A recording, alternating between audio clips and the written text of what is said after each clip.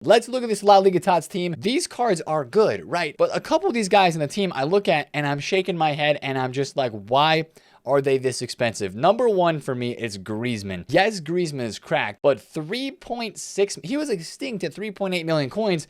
This to me is grossly overpriced. It just seems like they juiced these cards like they juiced the Bundesliga team of the season, but these cards are so much harder to pack, and it's probably by design. Guys, I would be worried if I was owning any of these cards, if I was just trying it out for my team in the weekend league. I would not be holding on to these guys for long, because once they continue to get packed over the weekend, and I think people realize that these prices are very inflated, I think they will end up coming back down in value. A lot of stuff exploded yesterday since these cards were so expensive. Let's talk about that right now. Let's talk about the Bundesliga Tots cards that absolutely went to the moon yesterday. This is exactly how a lot of graphs look on the market right now. And this was so unexpected because last week we had Bundesliga Tots cards that were cracked. This week we saw the La Liga Tots cards that looked really cracked as well. And I was thinking, along with basically everybody else, that these cards were going to come out today. Everybody was going to try La Liga.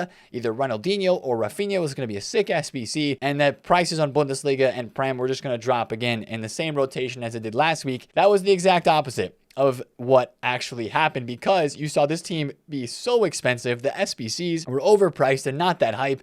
So people went right back to the Bundesliga Tots cards and bought players for their team.